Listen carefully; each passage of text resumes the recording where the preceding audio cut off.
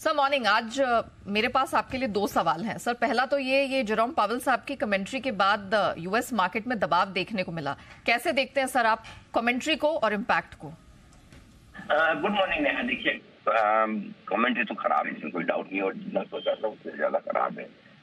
क्योंकि ये तो पता था कि आगे ब्याज दरों में बढ़ोतरी की संभावना रहेगी, इससे साफ साफ इनकार नहीं करेंगे। और ऐसा कह सकते हैं कि भाई आगे भी हम देखेंगे कि इस तरह का मामला बनता है। लेकिन उसके विपरीत उन्होंने एक तो बात साफ कह दी कि 2 बार तो बढ़ेगी। दूसरा ये एक और साफ कह दिया कि इस साल तो भूल ही जाओ, आपकी ब्याज दरें घटेंगी एक बार फिर से। कटौती तो बिल्कुल मना कर दिया। तो आई थिंक ये दोनों चीजें ऐसी थी जो नई थी और हमें पहले से पता नहीं था।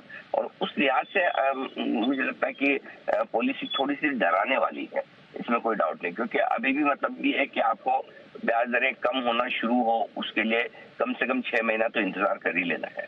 और अब 6 महीना अगर और इंतजार करना है तो फिर इसका मतलब क्लियर है कि फेड जो देखना चाहता है इकोनॉमी में महंगाई को लेकर, वो बहुत कॉन्फिडेंट है नहीं। भले ही 4% पर आ गई है, लेकिन फेड को भी समझ में आ रहा है कि ये 4% आने के पीछे कारण काफी कुछ बेस इफेक्ट का है।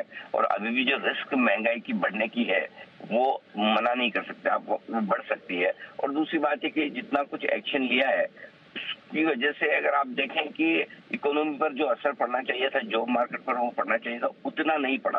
तो मेरे ख्याल से फेड थोड़ा सावधान होकर चलना चाहता है।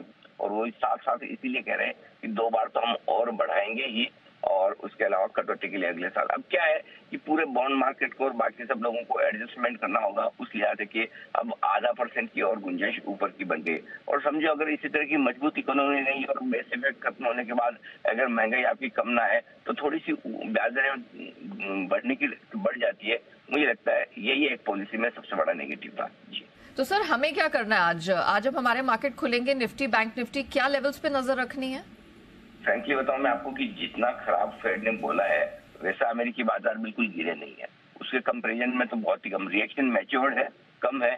और कहीं कहीं बाजार अपने आप को तैयार कर रहा है। देखिए, न बॉन्ड मार्केट में कोई असर आया है, न डॉलर इंडेक्स में कोई असर आया है, जैसे तस है। इक्विटी मार्केट नहीं के बराबर गया है, 200-250 पॉइंट डाउन में गिरना है। एक्चुअली ये फेड की वजह से कम है, बल्कि 6 दिनों से बढ़ने के बाद प्रॉफिट बुकिंग ज्यादा है। नेस्डेक और S&P 500 हरी निशान में बंद हुआ है। तो आई डोंट थिंक कि मार्केट का रिएक्शन कोई बहुत पैनिक वाला है या डराने वाला है।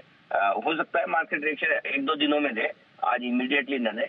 सिमिलरली हमारे यहाँ पर भी मार्केट का रिएक्शन म्यूटेड रहेगा, कोई ज्यादा बड़ा उतार चढ़ाव होने की संभावना नहीं है। फेड ने ऐसा तो कुछ कहा नहीं कि आप तुरंत बहुत तेजी से भाग जाए, और नहीं ऐसा कहा है कि नहीं ऐसा मार्केट का रिएक्शन है कि आप तेजी से घट जाए। तो मुझे लगता है वही रेंज बाउंड ट्रेड रहने की उम्मीद कर सकते हैं हमारे बाजारों से भी। और सपोर्ट जो आज के लिए मार्केट पर रहेगा वो सपोर्ट की रेंज 18,635 से 18,690 की रहेगी। इस रेंज में आने पर खरीदारी करनी है। 18,825 18,875 ऊपर सप्लाई जोन है आपके लिए। बैंक निफ्टी का जहां तक सवाल है 42,675 42,825 ये जगह है खरीदारी करने के लिहाज से ठीक। और 44,175 से 44,275 इस रेंज में हल्की फुल्की प्रॉफिट बुकिंग आने की आप कर सकते हो।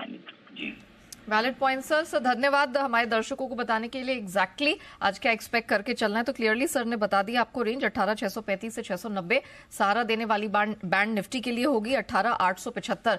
यहां पर वो लेवल है जहां पर निफ्टी रेजिस्टेंस फेस करेगा। बैंक निफ्टी के लिए 43,825 ये एक क्रूशियल लेवल होगा बतौर सपोर्ट। एंड 44,175 से 275 ये वो रेंज होगी जहां पर कुछ रुकावट बैंक निफ्टी के लिए बन सकती है। आइए